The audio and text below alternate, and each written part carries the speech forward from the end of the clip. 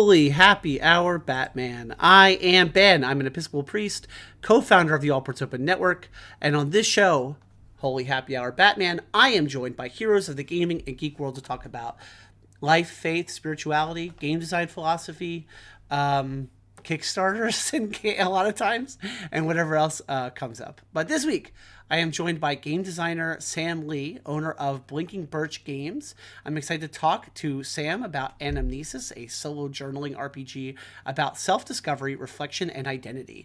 In that game, you play as an individual who has woken up with memory loss. You do not remember who you are, where you are, or what you care about. And as you draw tarot cards, you fill the blank spaces of your past and learn more about your present. So I'm looking forward to that. I also want to talk to Sam about her game, The Organ Stays, which is a game about defending your church organ. So we'll get into that. I have not preemptively discussed that game at all with Sam, so we'll see where that conversation goes. I'm excited about that. Also, Ttrpg TikTok, which is something I want to talk about tonight. I didn't warn Sam about those things, but it's fine. I'm sure we'll talk about those things and whatever else comes up. This should be a lot of fun. So stick around for these conversations and more, and bring your questions to the chat. Before we get into the show, Holy Happy Hour Batman is a production of allportsopen.com. Check out our website for our lineup of podcasts and streams, sharing, making, and talking about great stories, with shows like the hit horror audio drama Weeping Cedars, and hey, my own teen superhero show Delinquent Comics, and so much more. Stick around tonight after this episode you're watching right now of Holy Happy Hour if you're watching this live, because if you're watching this on Twitch, we're going to raid right into our network's Monday night actual play game. The Monday night crew is back playing our own Apon Games original TTRPG horror game called The Worst Days. The Worst Days used to have its own channel. Now it's on the Apon Twitch channel. The Worst Days is a horror game about being young, and the Monday crew is playing in an amazing setting, an 80s summer camp. It's a super cool setting called. So the Monday night stream right now is called Campground. I can't wait to see what they get into. They are camp counselors in the days before the campers arrive, and some mystery horror is going to ensue. I do not know what the horror is yet. Looking forward to finding out. So they're done their character creation. They are role-playing in the game proper. There's a lot of new rules, like rules updates to this version, this edition of The Worst Days. And honestly, the game is just better and better all the time, with a lot of good feedback from both the cast members of our playtest games and your feedback as watchers and listeners watching the show. And I think you'd be really interested in checking out where, if you like this show, you'll be interested in checking out where the playtesting is for The Worst Days. So if you want to see people playtest a horror TTRPG, check that out. We're going to go there right after the show. We're going to raid on Twitch right into that channel. And then if you're watching this on YouTube or on Facebook, it'll be right afterward. You can just check that out. So stick around. Hey, by the way, if you missed the Delinquent Comics holiday special, that's my Masks Actual Play podcast.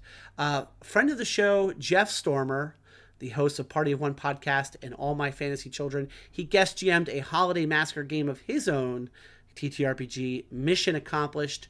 It was super fun, raucous, and ridiculous. You'll definitely want to check it out. It is not family friendly. Just warning you right now. Super not family friendly. Just saying. Maybe I'm the only person that needs to hear that because of my own kids, but just fair warning. Okay, so before we get into this episode of Holy Happy Hour, it is happy hour, and so we have a cocktail recipe for this week on the screen here. This is a cocktail inspired by, as it always is, by my guest, by Samantha Leigh, from her game, and inspired by her game Anamnesis. I call this cocktail 1 to remember, 2 to forget, because there are 3 ounces of spirits in this cocktail.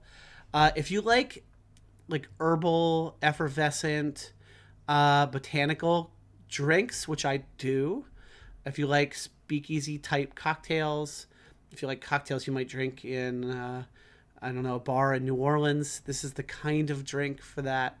So you have 1 ounce of a botanical gin, I say specifically a botanical gin because I mean like a floral gin, or it doesn't necessarily have to be floral. It could be a dry gin and be botanical. If you want recommendations on that, you could Google like botanical gins. And then 1 ounce of apple brandy and 1 ounce of sweet vermouth, 3 dashes of orange bitters, and then the garnish is a brandied cherry. So basically, you're going to, this is not shaken. What you're going to want to do is you're going to want to combine all these ingredients into like a pint glass. Fill that pint glass with ice. If you've never like learned about shaken versus stirring, it's pretty. It's well, I was gonna say it's pretty interesting. It's pretty interesting to me. I don't know how interesting it is to other people. But what you're going to do is instead of shaking it in like a shaker, you're going to want to put it in a pint glass.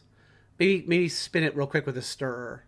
Fill the pint glass with ice. And if you get one of those really long cocktail spoons or cocktail stirrers, or you could just use a straw, right? Stick it in the pint glass, swirl it around like maybe 15 times, and then you're going to want to take it like a chilled coupe glass, or like a chilled martini glass or something, and then you just pour it into that and garnish it with a brandy cherry. It's classy. It's delicious if you like that sort of thing. So it is not super strong because sweet vermouth is not strong. So it's not like super strong. You're probably not forgetting anything after one of these. 2 of them, maybe. Might be some. I'm not trying to be a cavalier about memory loss, but I might forget a couple of things after a couple of these. So, all right. Well, with that bad joke out of the way, let's go ahead and move on to the show and invite our guest onto the show. Oh, if you want this recipe card, what you're going to do is you're going to go to Twitter in about 1 minute or later. And if you go to my Twitter feed at Benjamin Wallace on Twitter, you will be able to find this recipe card in like a minute or two. It'll get tweeted live there as it's set to do. And as always, my rule for the cocktails is that if you try it, you have to tell me how it is. That's my personal rule. It's like the law around here. Okay, so let's go ahead and bring our guest Sam onto the show. Sam, welcome to Holy Happy Hour Batman. How are you? Oh, I can't hear you. You're muted. See, that's why I told you to mute. And hi. Oh, good. Yep. Hi. I am great. Thank you so much for having me on, Ben. I appreciate it. Thanks for making the time to come on. Of course. And thank you for... Oh, go ahead. What were you going to say? Just that drink sounds fantastic. That's what I was going to ask you about. I was going to say, Yep. I was about to say thank you for allowing me to make a cocktail inspired by your game. It sounds good to you? Oh yeah, yeah, absolutely. I'm like, I will definitely try it, and I will definitely let you know, as your rule is. Oh, cool! I can't wait to hear that. I hope that's true. Mm-hmm. The only thing I'm drinking tonight is some tea. I'm drinking like lemon ginger tea. I actually discovered this tea in my house. Okay. This box was unopened in my house for quite some time, and I was like, yeah, I guess it's time. So I opened it, and it's really good. Yeah. Yeah. I do that with teas sometimes. Like, Really? I'll kind of go on a tea kick, and then I won't drink any for ages. Uh-huh. And so I'll just rediscover everything that's in the back of my cabinet. I feel bad. I'm not trying to make light of memory loss, but I'm a very forgetful person, very different than memory loss. Sure. But I have friends who like to think everything in my life is a surprise, like because I forget things. So like Yeah. I have been known to have a thing in my house, completely forget that it exists, and then have a real discovery as I like, oh, what is this gift that my house has given to me? That's great. But this tea is really good, and so if you're a tea fan out there, maybe one of these times I'll do some tea drinks when the right game comes up, like maybe an infused tea type drink. But anyway, There's Yeah. someone on Twitter, I'm failing to forget who, but who has been pairing teas with indie games. Really? And that has been fun. Yeah. They'll just make a post and be like, oh, this game pairs well with this tea, right? And I wish I could remember the username off the top of my head, but I'll have to send it to you later. I need to find that person, Yeah. and then I need to have that person as a guest on the show, and the whole episode will be Yeah. like pairing drinks with games. So Hmm. like Hmm. both, it could be cocktails and teas. It could be both, That would be or great. maybe just teas. I guess we'll see. Sure. Depends on really the person. I do try to ask people who are guests on the show. Longtime watchers of the show will know that we don't always have spirits in the drinks. You know, not always Sure. cocktails. Sometimes we do non-alcoholic beverages. Makes sense. Yeah, we've had a fair number of them for a variety of reasons. Hmm. But not that I try to draw too much attention to that most of the time when it happens. But it's good. And actually, have you ever had any? Have you ever had non-alcoholic spirits, or like have you gone too much I into? personally haven't, no. Yeah, But I mean, I've heard they're great. yeah. I want to try some, and I want to try some for this show too, for making drinks. Mm-hmm. And there is like for example, this drink tonight, right? You couldn't do the whole drink with it. There are a bunch of like very botanical gins that are alcohol free that are on the Okay, market now. great. So That's awesome. yeah, I've been meaning to check that. I don't remember it to tell people. Maybe I'll remember to put it in the show notes. I doubt it. But there's like a really great New Yorker article out there about non-alcoholic beer, wine, and spirits from somebody who's in Okay. recovery, and the person goes down this like really deep rabbit hole of trying different non-alcoholics, and Oh, then whoa. All it's right. really deep and it's really well. It's like the New Yorker, you know what I mean? Like it's like a Yeah, really yeah. really, and the person talks a lot about like is it a good thing for this person who's in recovery to drink non-alcoholics or not, and like the Hmm. psychology of drinking, Okay. um and so it's really interesting, but That does sound interesting. So it I is studied psychology, and really so like that type of stuff sounds like, I don't know, I'm fascinated by that. when you say psychology, is that a degree? Do you have a degree in psychology? Did you study it amongst other things? I have a bachelor's in psychology and neuroscience. So kind of they pair well together. Cool. Yep. Psychology and neuroscience. So is that what you do now? Because I know you work for a college. Yeah, kind of. It's I use some of that like psych neuro stuff for sure. I work as a research assistant, but our lab specifically has to do with we do a lot of stuff with different hearing tests, like Mm. audiological tests, and how that can relate to the brain, like how scoring well or poorly on certain types of tests might indicate certain things with the brain. Mm. So that's kind of that neuroscience a little bit. But the lab, the main focus of the lab is actually space medicine, Really? because the which is I didn't know anything about before joining the crew, but the person who runs the lab was an astronaut, so he's really interested in Wow. that sort of stuff. Yeah, That's really so cool. yeah, it's really interesting. I've learned a lot. It's really a fascinating topic because your your body just works Yeah. completely differently in space. So That's really fascinating. So now I have to yeah. convince myself to not go down the rabbit hole of talking about space science because that sounds so cool. So I gotta ignore. Let's ignore that. I'm gonna ignore that temptation. I, Honestly, I'm not the expert on it anyway, so I'm sure, still learning myself. sure. Um, but so obviously there's a tie-in between your work in psychology and Hmm. like neuroscience and the game that we wanted to talk about, or that really wanted to talk to you about, which is Anamnesis. So I guess maybe we should tell people more about the game first, and then we can kind of talk about maybe what led to you designing it. Yeah, sure. So I gave an introduction already, but do you want to give your elevator pitch for the Yeah. game? So Anamnesis is a tarot journaling game. So it uses a deck of tarot cards to play. And it's usually played single player. That's kind of how it's advertised. But Yeah. I've played it with two people before, and it's worked really well. Okay. And basically, it tells the story of someone who is experiencing memory loss, and as you play, you gradually uncover those memories and you learn more about who you were. But at the same time, you're also kind of working through how you feel about what you're uncovering. Hmm. And by the end of the game, you're really trying to figure out whether you're the same person that you were from before. So it has a lot to do with identity, and reflection on your past. Um, and it is mostly done through prompts. So you draw tarot cards and write about the different prompts that are on them. But then you also draw from the major arcana tarot cards to help kind of guide your answers. So, for example, if a prompt is something like you see a statue, how does it make you feel?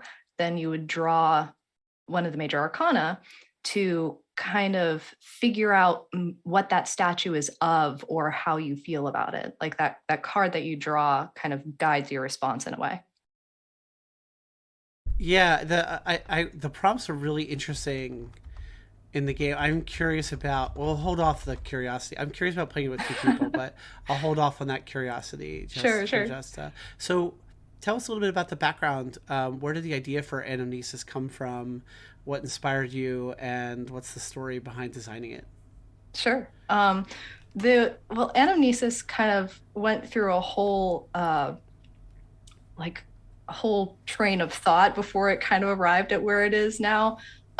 Because my original idea, I had this idea for a completely different game that was kind of more like, well, at first it was like a D&D one shot. When I first had the idea for it, I was like, this would be a cool, like one-off D&D thing. That was when I was still playing more D&D at the time. And it was that the characters would wake up with memory loss, and you would pass out blank character sheets to everyone. And the DM would have the filled out character sheets. And so the DM would kind of have a sense of who you were, but you as a player wouldn't.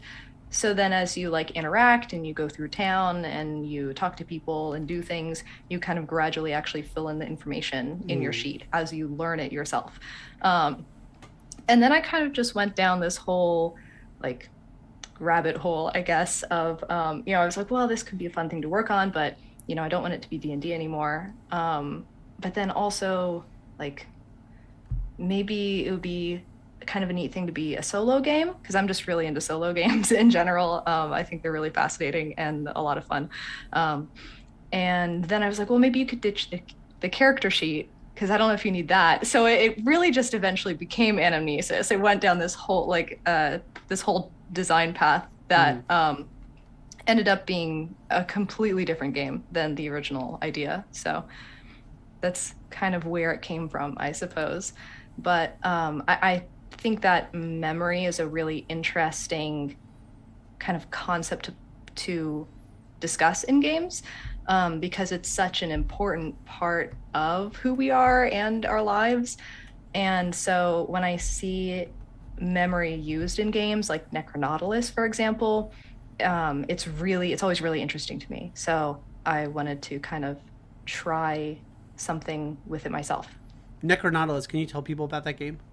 Yeah. Necronautilus is by Adam Bass, and it's wild. It's one of my favorite games ever, I think. And it's you play as agents of the blind god Death, and you're in the afterlife. And the afterlife is this this huge universe, essentially, of all of these planets that can basically be anything. Like pretty much anything goes in this crazy universe. And you kind of travel around in your spaceship, essentially, and basically you're kind of the hand of Death. Like you kind of do different tasks that are assigned to you, but it's a lot deeper than that in a way. Like there's kind of this underlying stuff about memory, because when you become a Death agent,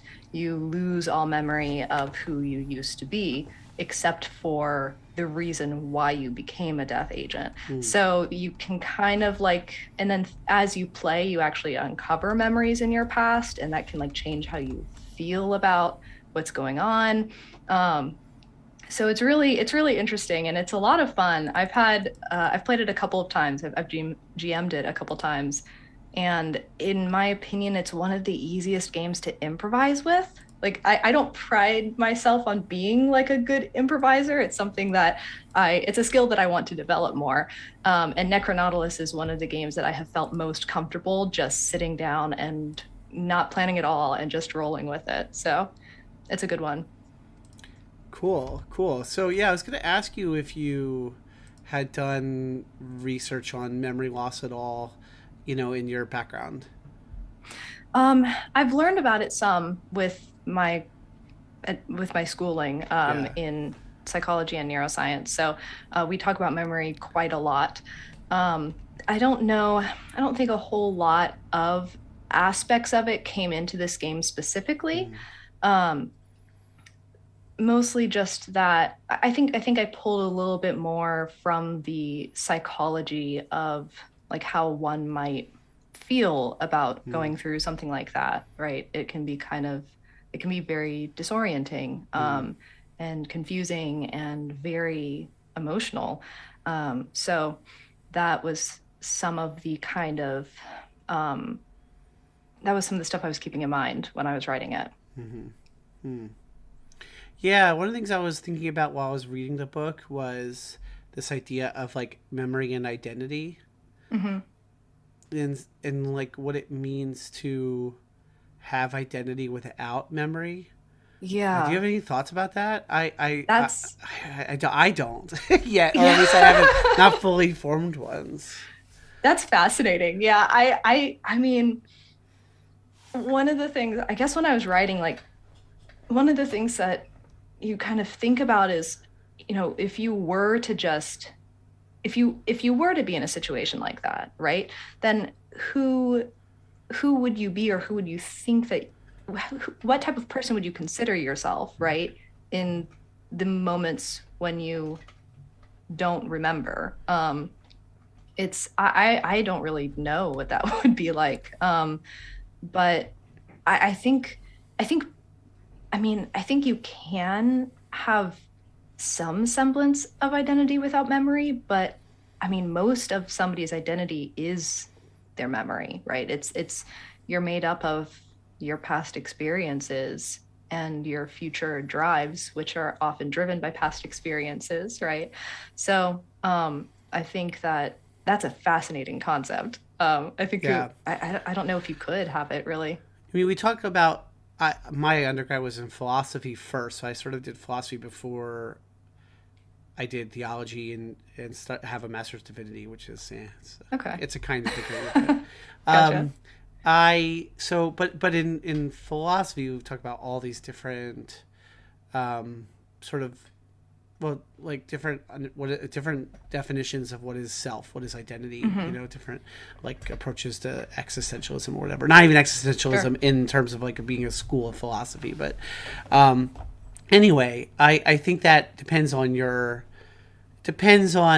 it depends on the person, right? What your idea of the Yeah. self is, right? But I was thinking about it from a brain perspective, and I'm not not an expert on the brain. Like a brain mystifies me, but I I was wondering if there is identity because like I don't really understand memory loss, I guess, from a scientific perspective, because I was thinking Hmm. that I wonder if like you have what is the right way of saying it? Your brain, it develops. Is it? I don't know if pathways is the right. There's a term that's eluding Mm. me right now. But like your brain like develops like these like not even Sure. patterns, but like almost physical, almost connections, right? Like neurological Yeah. connections over your life. That maybe if you don't even have the memory, you still have those connections. It's something I was wondering Mm. about, but I don't know Yeah, anything I about think that that's science. it's been a few years since I'm I've talked sorry. about this in my classes, Yeah, sure. but I think I want to say the answer is yes, but don't hold me to that. Yeah. But I do think that if I'm remembering correctly, that is true, right? There's Right. it's one of the reasons why um, like we remember like a lot of people who experience amnesia, it's not that they forget literally everything, right? They forget memories of their lives, but they still know how to walk and Right. talk and right. So there's motor skills and just knowledge in general about the world. It's more of their kind of personal knowledge that they can't remember. So those connections, a lot of those, they're still intact, right? They're still there. And sometimes too, like things like scent can trigger memory, right? Right. Even for people who aren't experiencing memory loss, right? But sometimes you smell something or you see something and suddenly you remember something from your past. And it's because of those connections that, maybe that connection hasn't been used in a while, but there is some sort of relationship between this smell and the time you were at your grandmother's house baking cookies, right? Right. So it's everything is kind of interlinked with each other. And yeah, when you do experience memory loss, you still have those, you have still the neurons there that are connected to each other. Yeah, so I think there's some truth to that for sure. Does the game Anamnesis interact with like trauma related to the memory loss and the experience of being on the other side of it? I kind of leave that up to the player. I really wanted to make sure that the game didn't, like, I suppose, force trauma onto the player. There's a lot of the prompts you could absolutely go into that into a variety of those types of topics. But it is purely up to you on whether you want to go there. So, but yeah, I know some people who have played the game and have like uncovered like traumatic things for their character as they were playing, right? But it was never pushed on them. It was something that they came up with the prompts and with the cards. So it can, but it's your choice. Has anyone ever has anyone ever expressed to you that they've had personal like player memories, like remember player memories while playing the game, like that they give like actual memory triggers? That's very interesting. I have not heard that specifically. I do know that a couple of people have put a lot of themselves into the characters as they've played. Yeah. It's actually been kind of like therapeutic for them in a sense, because they can kind of explore different aspects of what they're going through and their identity, but through the eyes of this character. But they haven't said anything about like remembering things for themselves while they were playing now. Yeah. Well, one of the things I find to be particularly interesting to me in game design is is bleed. And so every time I approach a new game, especially one like this, I think about bleed as far as the game. And I do wonder about a game like this, a journaling game, and the bleed triggers. And I also wonder about the like subconscious bleed triggers, because like I have to imagine that in any journaling game you're experiencing far more bleed. Like, what is a game if not, maybe it's all bleed? like where does, what is the source of this? Well, actually, this is really interesting. I didn't think about this before I started saying it, but the word anamnesis itself. Yeah. I was about to say, where does it come from if not from somewhere in here, right? Like, where does the journaling come from if not from like our own stuff, our own memories combined into ideas and creativity? Sure. And if that's the case, then it sort of is all bleed, right? Unless you want to talk about, so the word anamnesis, let's get into this, because our listeners, our viewers may have no idea what I'm talking about. What led you to call the game that? And then we could talk about that word. It's such a fascinating word. Sure. So I wrote the game and then came up with the title, which is usually what I do when I design games. But I was actually kind of like really mulling on what the title should be. I wasn't really sure. And then Ty, who's another game designer, Pitry, I'm so sorry if, I don't know if Ty's listening, but I'm gonna butcher his last name. But he introduced me to the word anamnesis. He was like, have you heard of this word before? And I was like, I have not. And I Googled it, right, and saw what it meant, and I couldn't stop thinking about it all day. And I was like, that has to be it. So It's an evocative so word for sure. For sure. yes. Yeah, so it wasn't it didn't really come from my brain, but it was really interesting. Like as soon as I saw what it was, I was like, this is perfect. It's one of the more. It's a theology word too, Hmm. which I'll maybe wait to get into. But uh, it is. Yeah, it's a really interesting word. Did you um do you do any reading on the word as far as like its relation to Platonism? It's like yeah, Yeah, like Platonic uh-huh. that's what pulled me to it Okay. for sure. So just the idea of I guess I might be misremembering some of the details, but like Well, it's ironic. Plato's Sorry. right, yeah. Just making memory Beyond jokes brand, every right? chance I get. Uh-huh. So like Plato's whole idea that when we remember things, when we make memories, or when we, I guess when we acquire knowledge, I Yeah, think, when we learn, right? When we acquire yeah, knowledge, yeah. that it's really us remembering things from previous lives. That's kind of the idea of what anamnesis is. And so while it doesn't like one for one directly correlate with the game, it definitely is like symbolic of what the game is like, right? As you're kind of answering these prompts and learning about yourself, you are almost learning about a past life. Like it was you, but you're kind of a different person now in the game. So it's definitely it definitely fits pretty well. Yeah, so that's what the trigger for me was thinking about where does this, when you're journaling, like where does it come from, right? Mm-hmm. And you have even like this sort of Stephen King, like idea of writing, right? Like that, like you're these they don't this didn't come from me. I like tapped into like a muse or there's something outside of Yeah, myself yeah. that I draw from. So I guess that is the alternative to the argument for like, well, the journaling is all bleed because it could possibly only Mm. come from me. There is Mm-hmm. something maybe about recall that I don't know. One might argue that, well, maybe I'm recalling something that maybe it doesn't come from me, or maybe it comes Mm-hmm. from. I wonder about that in a way that maybe it's too deep to even get into here on this show. I mean, if not on this show, where else? But like this idea of like, I wonder about what that like because I'm really interested in ideas of like shared experience and shared like you have the sort of totally spacing on what it's called, but the idea of like a meta psychology or a meta Yep. yeah, so that idea of like what does that mean, like do we Yeah. what do we absorb, is it just we absorb experience like things larger than ourselves that we don't even know we absorb, or are we like actually tapping into something bigger than us? Mm-hmm.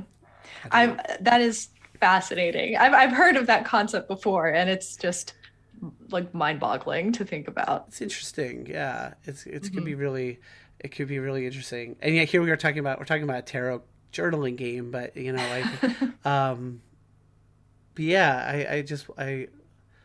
I think it begs those questions. The Sure. theological. Did you interact at all when you were like researching the term with its like theological meaning? Did you catch, because it has like a Eucharistic meaning too? That It's funny because it rings a bell. Like I yeah, think I probably did hear it when I was first looking up the term. I think I sure. read something about it, but I don't remember the specifics. Yeah, So, yeah. No, I wouldn't have expected you to, honestly, because like it's like unless you have that of divinity degree I mentioned earlier or something, or a PhD or sure, something sure. in theology, you wouldn't. But it's the idea of like memory, Hmm. but it's like memory in a theological way that's a little different than just remembering, maybe in the way we talk about remembering. And it's Okay. specifically in its Eucharistic context.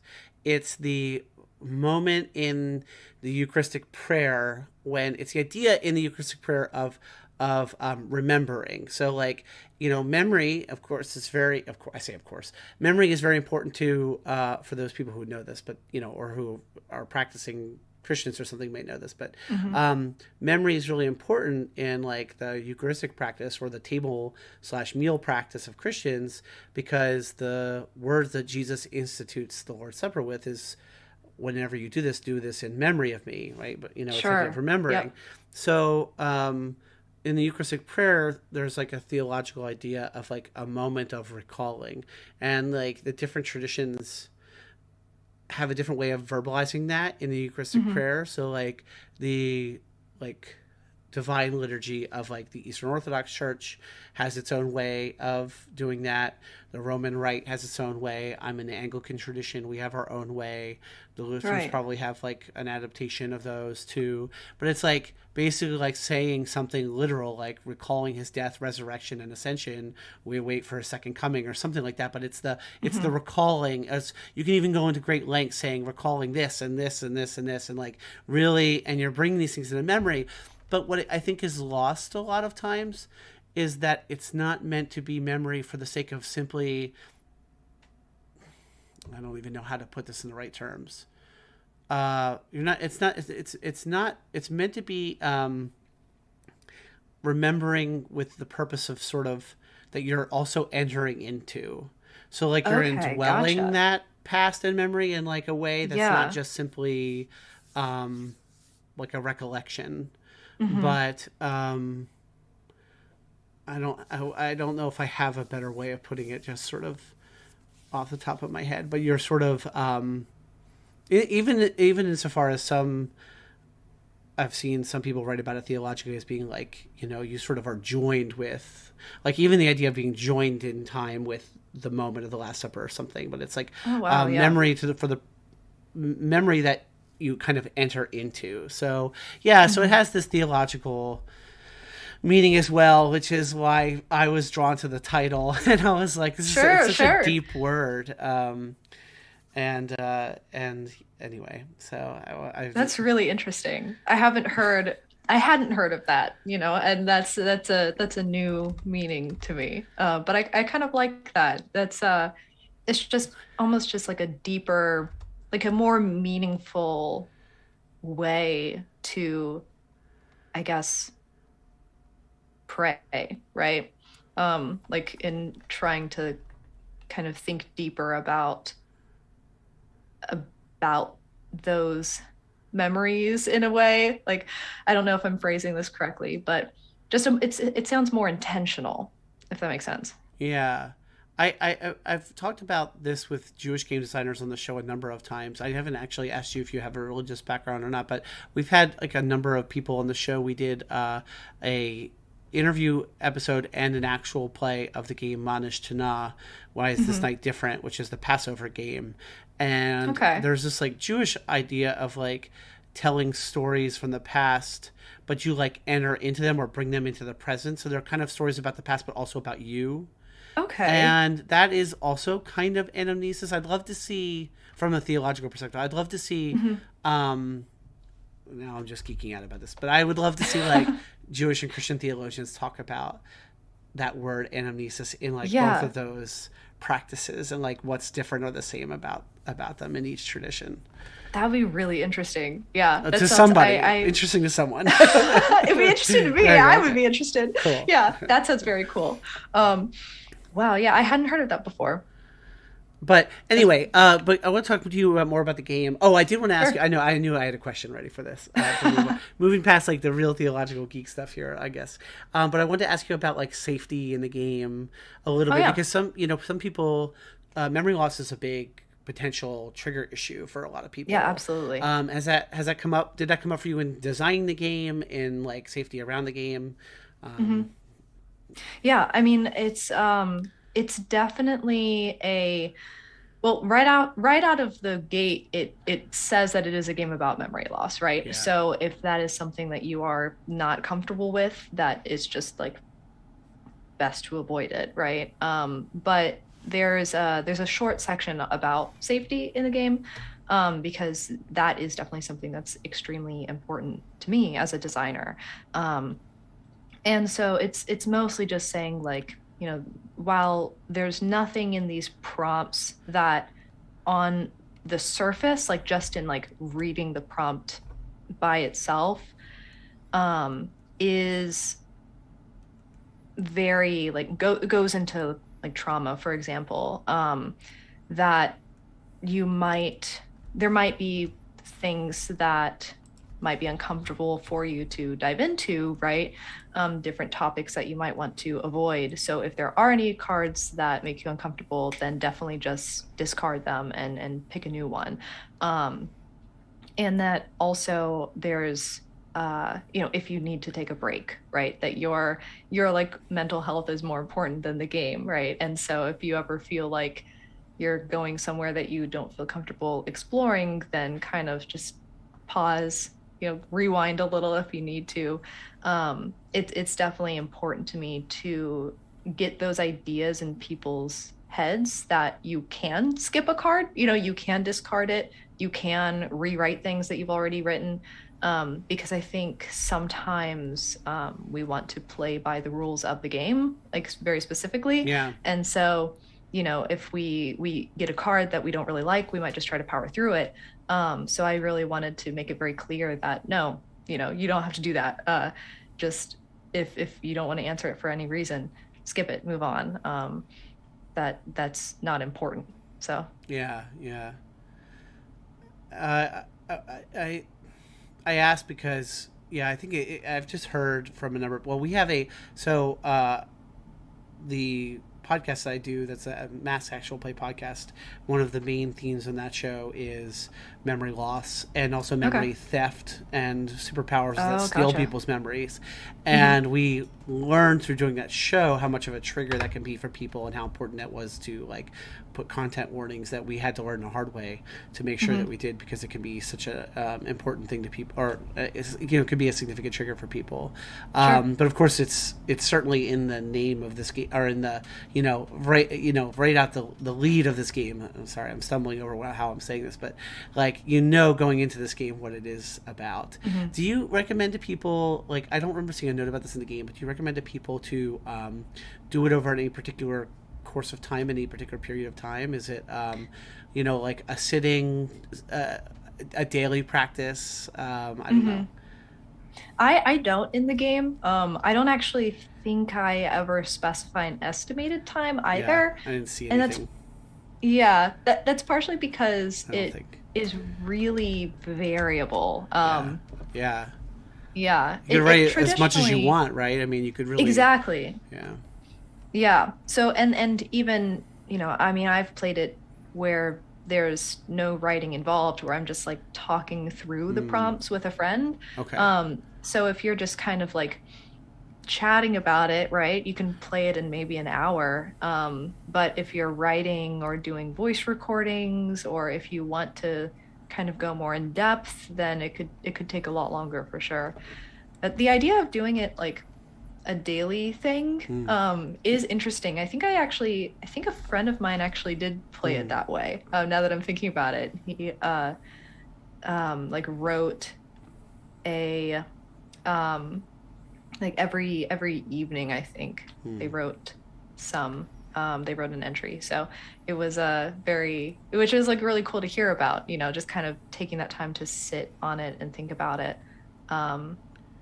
Is really interesting to me. Yeah, the idea of using journaling games as a journaling practice is interesting to me.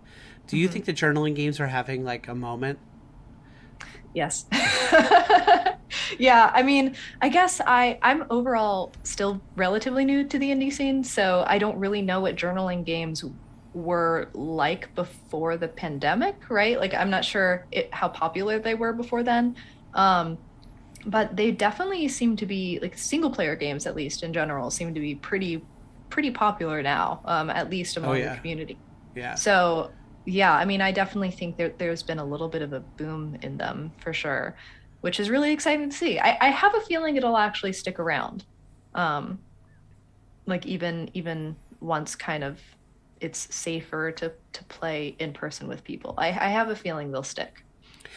You make this point in your TikTok video about games that I'm going to make here now and ask you about, but I think it's a good point, and I think it's why, to some degree, it's the case and why it'll stick around, which is like that they do tend to be they're interesting. That's not the point you made in the video, but they're interesting, they're unique, but they're gorgeous a lot of the times. Yeah. And so they really end up being a lot of times a good product. Like, they're just so interesting. And I don't even know how to put it beyond that, but like a lot of times, like there's some of the most unique and beautiful and well designed Yeah. products are solo and or journaling games. So I think Hmm. that's why I think you're right. Like I don't think they're going anywhere. Yeah. I when I think of like beautiful solo games, I think about I might be mispronouncing this, but the Magus by Momedos, which is just like it's I don't think there's a physical version of it. I think it's just Mm, it's digital, but beautiful, just mm, absolutely gorgeous game. Apparently, I'm pretty sure she designed it in PowerPoint, which is incredible. Um, but yeah, it's just I mean the whole thing is an art piece in and of itself, right? mm. It's just nice to look at. Yeah, and I think in addition Hmm. to it being a moment for like journaling slash solo games, it's definitely a moment for like the intersection between it being like games and art. Hmm. And like there's a lot of games that I think are right there, like that you would buy for the art. Yeah, I mean, maybe I've done that's that for sure. and maybe in some ways that's always been kind of the case in games, like whereas Hmm. art's always been essential to. It just feels like there's some really cool stuff being, and maybe it's just access Yeah, to publishing from indie designers and stuff that is the real reason for that. I don't know. could be. Yeah. I don't know. But speaking of TikTok, and I wanted to talk to you about TTRPG TikTok. Sure, I yeah. your video on like I forget what it's called, but the like your like one pinned video that's um like find out about these are. Have you ever heard of these indie? What is it actually called? You know what I'm talking about. Uh, Um, was it the one where it was like, have you heard of this? Have you yes, heard of that? Or did you know?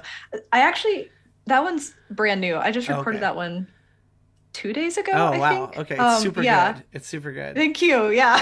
It was kind of just meant to be like, I mean, one of the things that I think is so interesting about this indie scene is that if more, it's one of those things where if more people knew about it, Hmm. they would absolutely love it, right? Like Mm-hmm. it's something that I truly think is interesting to a very large number of people. It's just that only a Hmm. minority of those people actually know about it. Yeah. Does that make sense? Like because a lot of times when I know with my experience on TikTok, there have been so many people who have made comments like, I didn't know that solo games existed, right? Mm-hmm. Like I didn't know that any of this existed. And so like that's what I'm really trying to do with that video, and the channel in general is just try to tell people that like, hey, this stuff is real. These are things that you can go play. Because Yeah. that's kind of what that's basically what happened to me, right? Like Yeah. I was playing D&D and didn't even know that this other stuff was out there. And then as soon as I learned about it, I never really went back. Yeah. So, what Yeah. is your sort of RPG origin story? That's one of the questions I often find my way to eventually here on the show. Sure, yeah. What's your TTRPG origin story? I the first time I ever played a TTRPG was in like late high school. I played a few sessions of Pathfinder with some friends. I didn't know what I was doing at all. Like I had a lot of fun with it, but Pathfinder is a difficult game to jump into.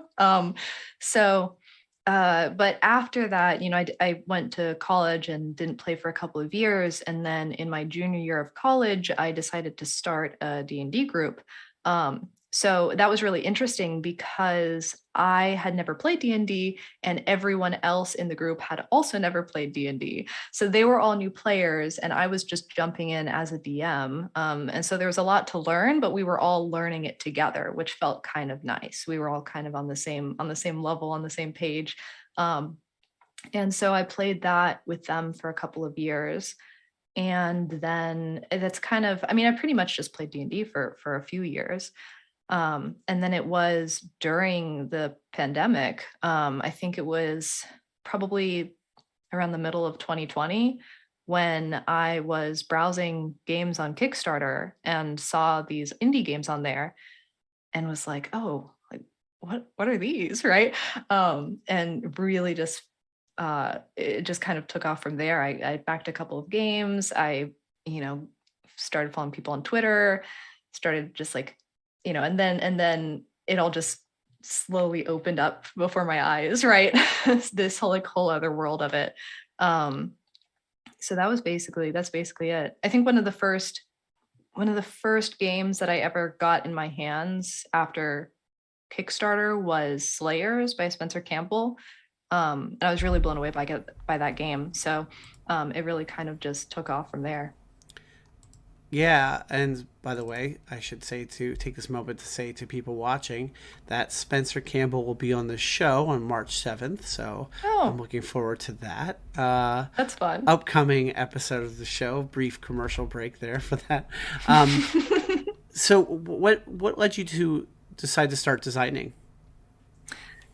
I think it just ended up being such an amazing intersection of my interests. I was interested in TTRPGs, partially because I was interested in theater. So it kind of gave me a little bit of that like character portrayal aspect of it. And also I've just always been in love with storytelling and how people tell stories and the unique ways that you can do that. And so that's the main one there. A lot of my games are very story focused. So I really and then I also had a hobby of writing. So between kind of the RPGs and the writing and also some of like the social aspect of it, it just seemed like such a cool thing to dive into. It just kind of felt natural, like a natural next step. So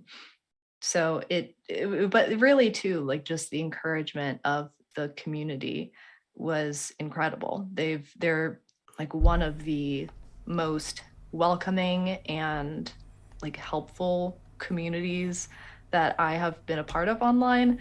And just knowing that like when I put something out there for the first time, that like it would be celebrated in a way, that it would just be like, whoa, it's your first game, right? Like it's a good feeling to know that you've got the support of a community at your back. So Was it scary at all? Not really. But I guess just that was for me personally. I know that like it can be for sure. Mm-hmm. But I guess I didn't really. I think that Anamnesis was really the first game that I put a lot of effort into. So the first couple of them that I wrote, I was like, I know these aren't great, right? And I'm not trying to make them perfect. And so it was easier to release them and not feel worried about it because they weren't these huge ventures. They were a neat step to take and they were something I was proud of. But and so, you always want things to be received well, but I wasn't really nervous about it because I knew it wasn't perfect, if that makes sense. Yeah, it does. Yeah. And I also, that's one of the things I appreciate about the fact that like itch exists and has allowed lots of people to publish games on itch, which is like being able to have, I don't say this in a negative way, but small games. And zine games that are published that way, that are like smaller ones that people might put up that they might not normally be able to create if it otherwise, that they may not crowdfund, that they might not have a publisher for, but you can publish on itch that you would never see the light of day. And like a lot of those games don't have hours and hours of playtesting. A lot of those games don't, they don't need the amount of work that a different kind of game does, but they add like a tremendous amount, I think, to the community and to the space. Mm-hmm. And I think the explosion of games on itch has been really significant for the industry. Yeah. I absolutely agree to that. It's a platform that makes it really easy to put out, like you said, smaller things, right? Or even like rough drafts of something, making like the basics of something accessible. If you have something that is like partially finished or something that you did a lot of work on, but you are kind of like done with that project, right? You can still put it on itch for people to take a look at and get inspiration from, um and that's celebrated and encouraged, and I think that that's something that's really special about it. Yeah, and like I for a long time I did a podcast that's on a hiatus right now, but we did a podcast called Pot of Love, and that game, I mean that podcast is a two player. Like it's a my wife and I made the show, and in large part with also other people who may be watching this right now, named Sean, who also made the show with us, and was a producer on the show. So I'm not giving credit where credit's due.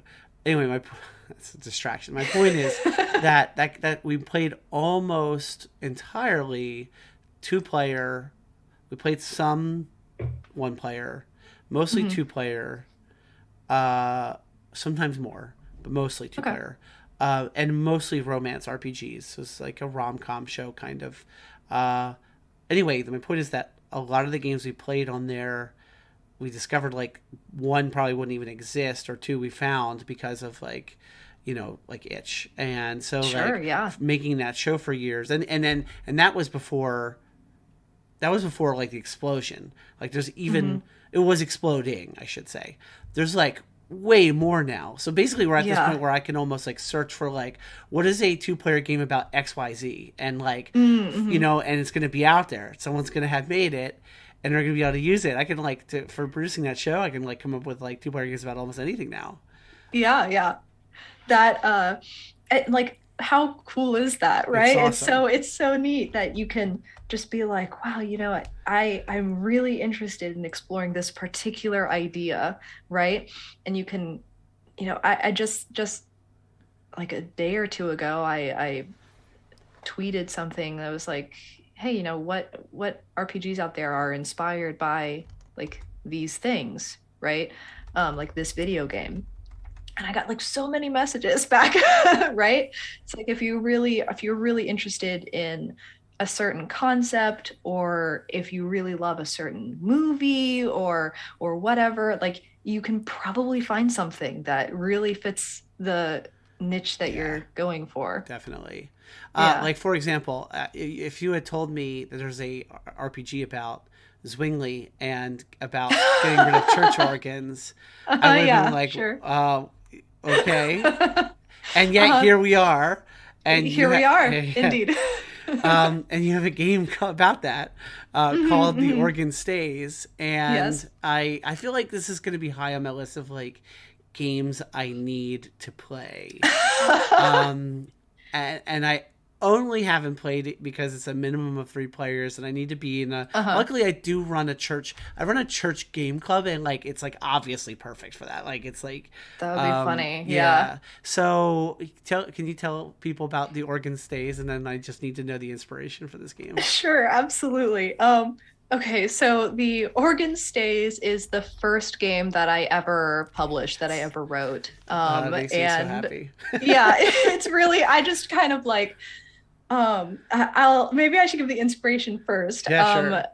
The inspiration was that I was sitting down with a friend of mine, and just we were just chatting about any old thing, and she was kind of, some of her background is she was a music major. Mm, Specifically, she did a lot of piano at a Catholic school. mm. So this was right up her like knowledge base, right? Like she really like this aligned with. She learned this in school at her college, that Ulrich Zwingli, um, who was a pastor in Switzerland in the 1500s, he had this idea that music shouldn't be in the church, that it was kind of like, I'm trying to remember the specifics, but kind of like a form of worshiping an idol, I think, in a way. Like it was, that was kind of his impression, which, Close enough. yeah, Yeah. yeah, yeah. So he kind of, he didn't think that music should be in the church, and thus some of his followers, a lot of the people who really like believed in Zwingli's teachings, would try to remove music from their church. And sometimes that included the organs. Sometimes they would, try to fight for having the organs removed. Sometimes dismantling them, I think, even. So when my friend told me this kind of story about this, for some reason, I was like, that sounds like a one shot. That sounds like a one shot for a game. I love that. I love and that I'm going to write what, it because no one else is going to. I love that that's like where somebody's mind would go. That sounds like a one shot. I love that. I have no idea why at the time, but that for some reason I got the idea in my head. And so also we were talking a little bit about faith before. I was raised Episcopalian. I was raised in the and see, church. I didn't even know that. That's funny. So there you go. That's hilarious. So I have kind of that background knowledge of like, of like what kind of, I mean, a lot of people are familiar in general with like what you can find in a church, right? Yeah. But I had like a little bit more of that personal knowledge from attending service every Sunday, right? So it was a little bit easier to kind of write something in that setting. And I just thought that it would be such a funny kind of thing to I just thought it was a hilarious concept for a game. So it is so good. No, it's so good. Well, plus like, I mean, even joking aside, so I'll tell you where my mind went when I read about it, which I just love it as it is, and I also love like the idea of like taking a shot across the bow of like Zwinglian like Reformed tradition right now. It's just like an inside Protestantism joke, but like so. You said you were having a background as an Episcopalian, and my first church was in Southern Virginia. We didn't talk about this before the show. Okay. My first church was in Danville, Virginia, so almost. Gotcha. I'm familiar with Danville. Yeah. Epiphany Episcopal Church in Danville, and they had an old Skinner organ, which is like as far as organists go, like people who know organs, that's like a big name of an organ. That's like a great organ. But the Skinner had not been taken care of, and they had installed at some point, because that church had money, had like Southern Virginia tobacco money and maybe worse things. Anyway, they had money, and they had bought at some point in like, there's like a period of organ building and organ design and like organ music where there was like more modern organs in like the 60s and 70s that were sort of fashionable rather than like older organs that then like now people who are into organs are like psh, like that's like they appreciate the they went back to they're like the hipsters of organs. They like go back to sort of the I'm probably butchering this because I'm not a musical expert or an organ expert by any means, but the Skinner organ sat there in this church not being used. And the church had like two organs, which means for people who don't know how organs work, it's not just like the console for people listening. It's like, it's the pipes. It's the actual, that's the instrument. Yeah. So like they had two whole organs in this church. One was like in disrepair and it was missing parts and like not in great shape. And then one was being actively used every Sunday. And it was a nice organ. That one, whatever I said about 60s and 70s organs, that was a nice organ. Well, while I was there, the church, but it was controversial, right? And while I was there, the church sold its Skinner organ to actually the cathedral in Brenathan, Pennsylvania, which is that's a story unto itself. It's this like religious sect that's like not a mainline Christian religion or mainline Christian denomination at all. But they have a cathedral in Brenathan, Pennsylvania, and I happen to be from Philadelphia. I know I'm telling this convoluted story. I'm from Philly. I was in Southern Virginia at this church. And these people from Philadelphia who worked for Wanamaker's and went to church at a historic church in Philly called St. Mark's, which is an Episcopal church. They came down to our church in Danville to buy our Skinner and take a second Skinner from somewhere else and rebuild a new Skinner organ in this Brenathan Cathedral, which they've done. And that church now has this like huge, incredible Skinner organ made up of these two organs. But it was very controversial that they sold the Skinner organ, because there was a lot of people for whom like that's the organ they remembered, especially as like children. Okay.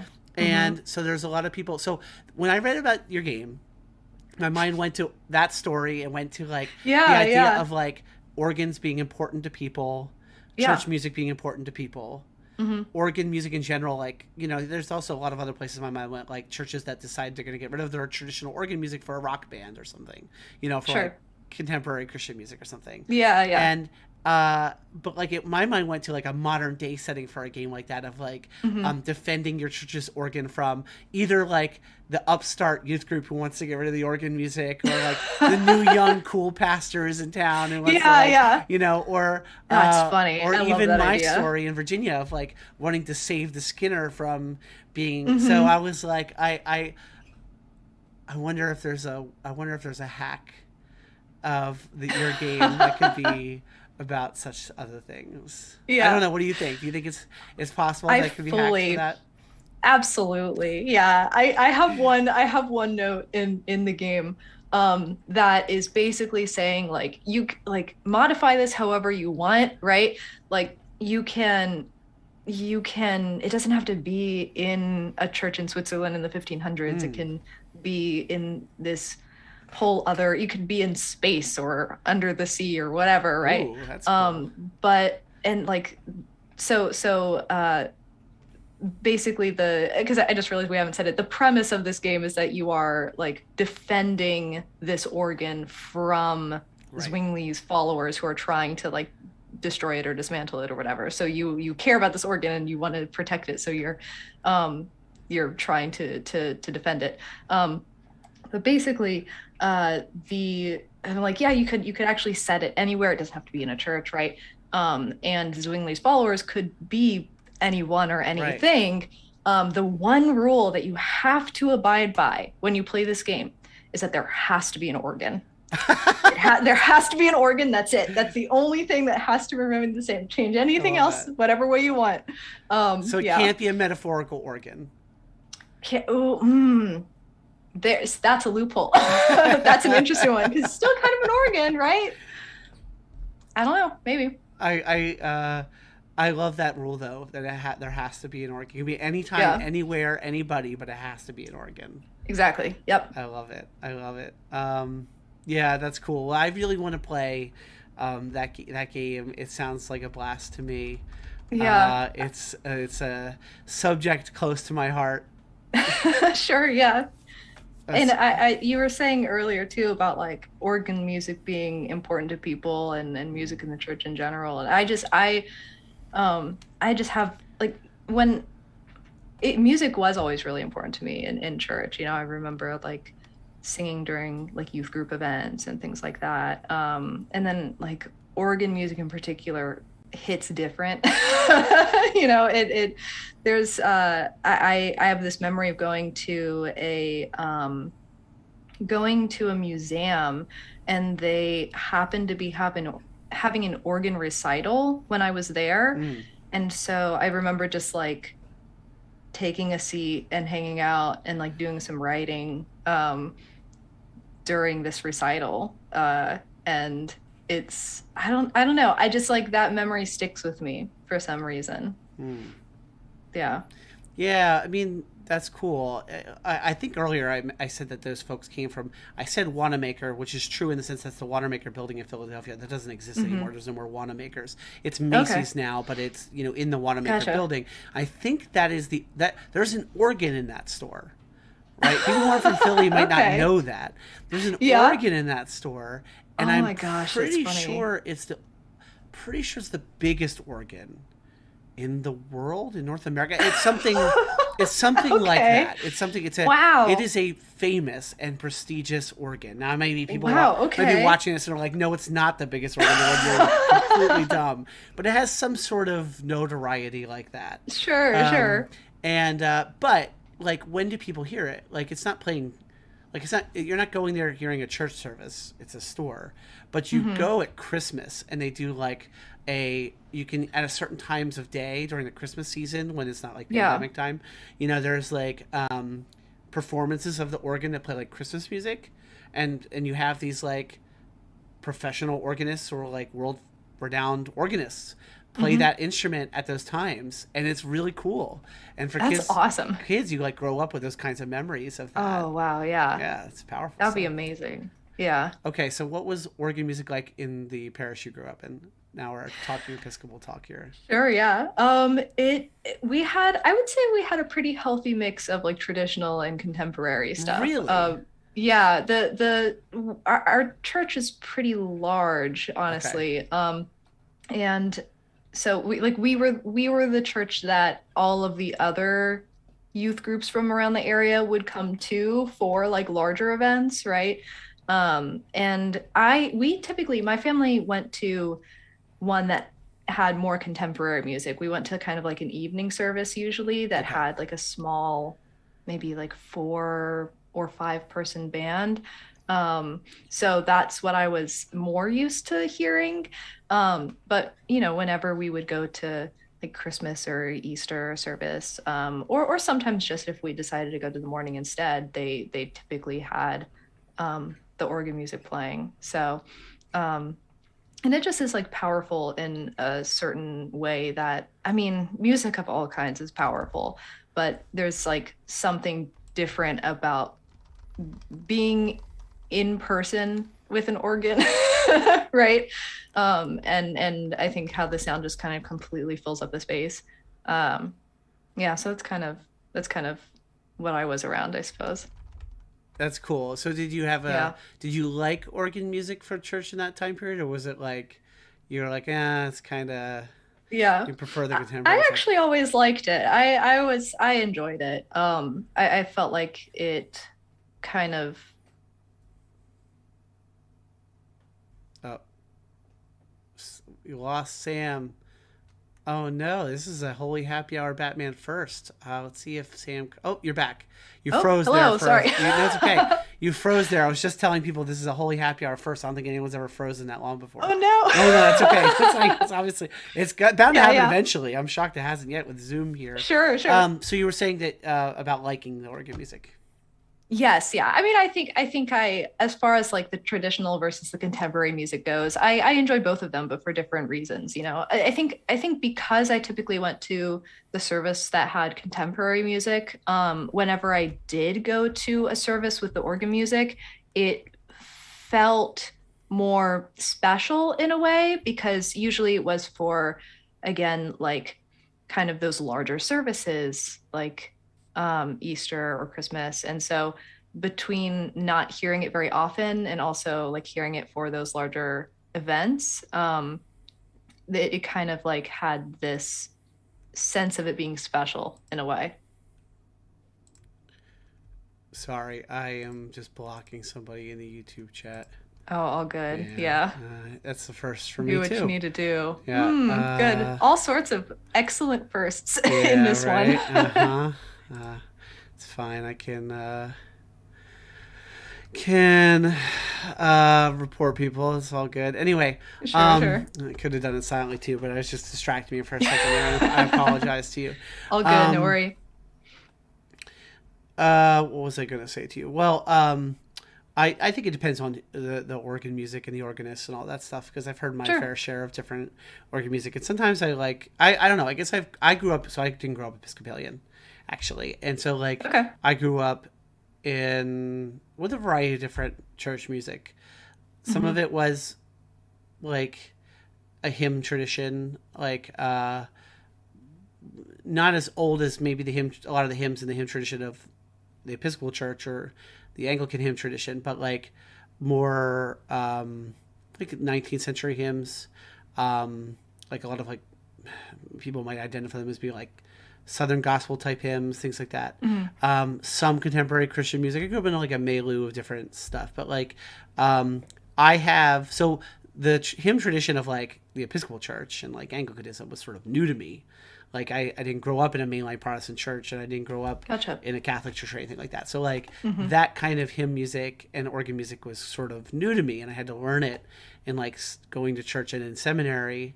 And so my appreciation for it and my love of it has been over time. It's grown over time. Gotcha, Like it wasn't my entryway into the church. But there are some pieces of organ music and organ music that I hear in churches and settings for the mass and stuff like that that like really I find really powerful. And I've learned to deeply appreciate the organ. Like I didn't appreciate the organ even as an instrument so much, just from lack of knowledge until my professional life. And now I have like, you know, what much more broad understanding of organs and what makes organs interesting and amazing and why they're such a unique and incredible instrument. And I've learned a lot about them. But on like, but you know, if you have like the right organist and you have the right place and time, it's pretty freaking cool. I love the organist I have now at my church, and like for example, just one memory that sticks out in my mind is on what was it? I feel like it was All Saints Day this past All Saints Day. So again, we're talking about like, oh, I know. No, it wasn't All Saints Day. It's that it's at Halloween. We had a weird thing this year where Halloween was a Sunday, this past Halloween. Oh, right. Okay. So so that meant All Saints Day was the next Sunday. So it was a whole week between. Normally it's the day before, but there was a whole. We always put All Saints Day on a Sunday, so there was a whole week between Halloween and All Saints Day. Okay. And anyway, on the Sunday of Halloween, my organist, instead of like sort of some Sundays, my organist will do like a solo organ piece while I'm setting the altar. So I'm right in my church. The organ pipes are immediately behind me at the altar. Okay, gotcha. And organs can be very loud. Yes. And so I'm going to set the altar, and suddenly my organist blares out at this huge volume, and I almost lost my mind. A song very familiar to almost anyone who would hear it out there, whether you ever go to church or not. And that's the theme from Phantom of the Opera. Oh my God. Oh, wow. So I'm at the altar and suddenly like, you know, that blares behind me and I'm like, I like jump. That's amazing. I was a musical theater kid for sure. So like just the idea of like hearing Phantom of the Opera just like there so loud and so close. Yeah. Like, yeah. And they played it and it was so cool. That's awesome. It was really special and cool. And it was such a like nice treat. But like, you know, at first people were like, what's happening? You know, in the congregation. Sure, yeah. But then like as it continued on, they're like, this is really cool. Like, you know, because it's such a cool piece of music. So yeah, it was a unique, so that's a unique organ memory that I have from not too long ago actually. But that's fantastic. So I would love to hear that. Organ music anyway. I feel like I'm an old man pitching to the kids. I'm like, organ music doesn't have to be old and boring. But so I want to ask you, in the time we have left, I want to ask you a little bit more about TTRPG TikTok. So so like is that the space like all of us should be watching for like trends in TTRPGs? Like tell us a little bit about TTRPG TikTok.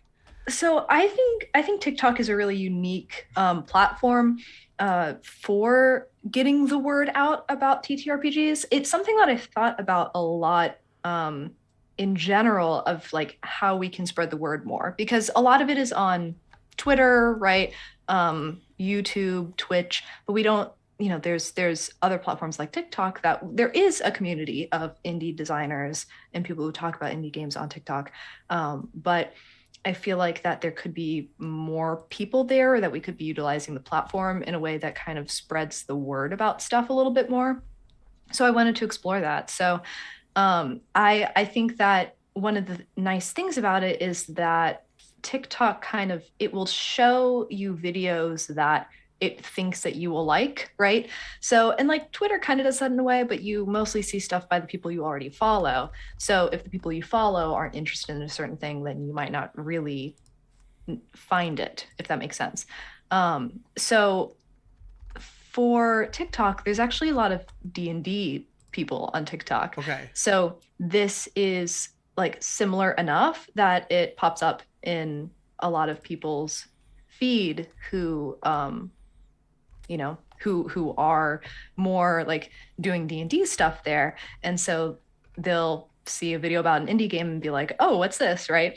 And it's just been, the reception has been awesome because kind of as I mentioned before in the context of solo games, there were so many people who are just like, I had no idea this was out there. So it really makes me think that it could be a great platform for just getting more people interested in spreading the word.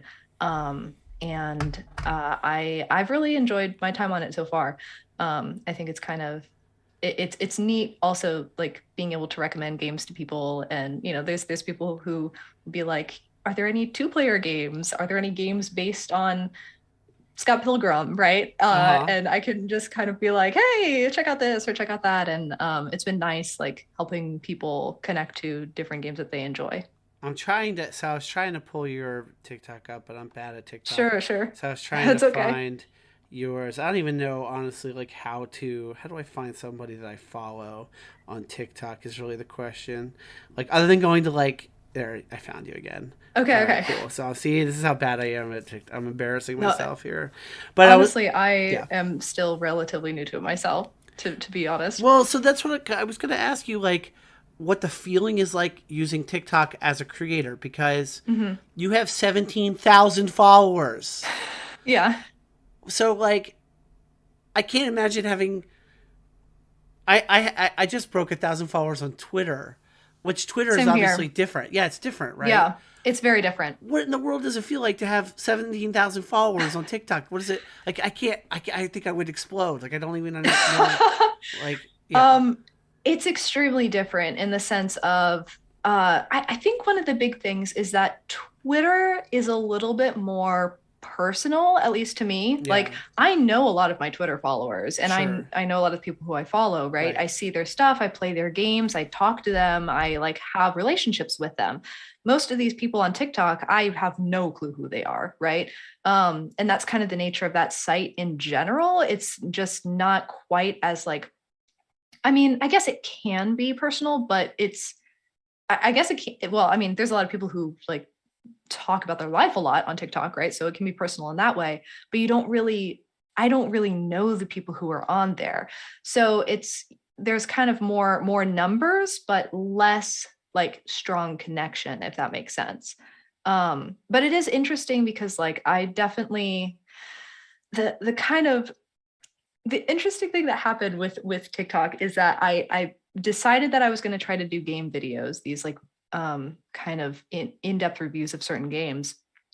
And I posted my first one, which was on Laurie O'Connell's Lichcraft. And that first video actually kind of blew up.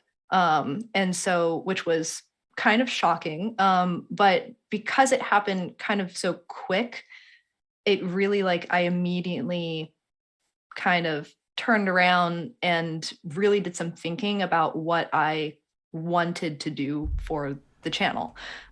Because when when you do have videos that are being seen enough that it can actually make a small impact for the designer, right? Then you really need to reevaluate how you're putting yourself out there and which games you're talking about, right?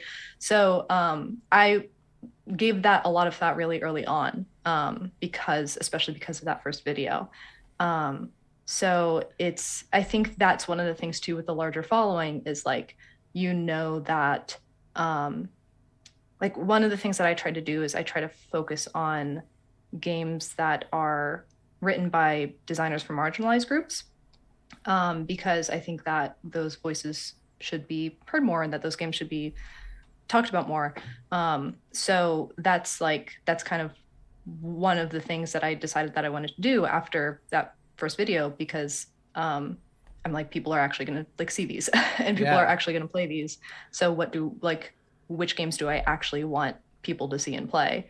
So you kind of have to think about that type of stuff, I suppose. Yeah, I mean, it's amazing that one I mentioned earlier, where you go through. Have you heard of this game? Have you heard of this game? Has Mm-hmm. has 104,000 views. That's Yeah. a lot of views.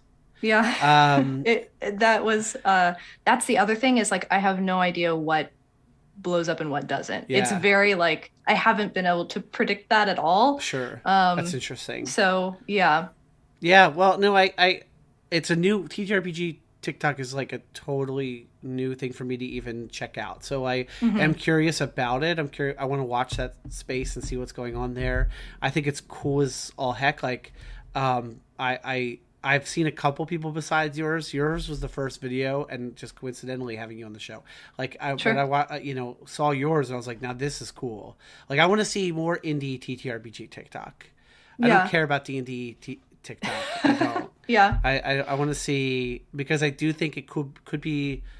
I think it could be cool. Like you were saying before, to connect to what you were saying before, there's a lot of people that if they knew indie games existed would probably be really Yeah. interested in them. So I think it could be a cool Exactly. space to like introduce that stuff.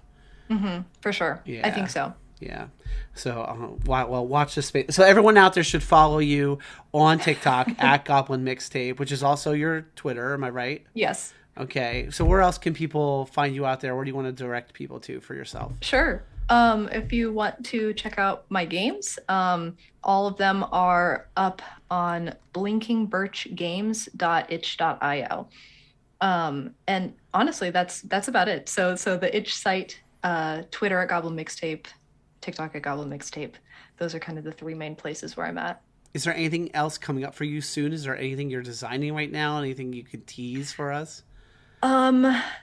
I think I don't know if it's going to be the next thing that I put out, but the one thing that I'm working on that I'm hoping to get out sooner rather than later is another kind of journaling game.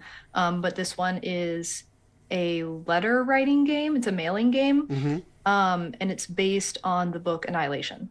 And that one's like a group one. So I'm kind of still close to the beginnings of that one. It needs a lot of work still, but I'm excited about it. Cool. Yep. Nice. Awesome. So I will, if you want to find Sam's stuff and you didn't catch it just now in that little explanation, check the show notes if you're watching this later, check the chat if you're watching this live. The link for the Blinking Birch Games itch page is there in the chat right now. So Sam, thank you for taking the time to come on Holy Happy Hour. Sure. Thank you so much for having me. This was extremely fun. I'm glad you said that. And I'm glad we found out by the end of the episode that you grew up Episcopalian. Yeah.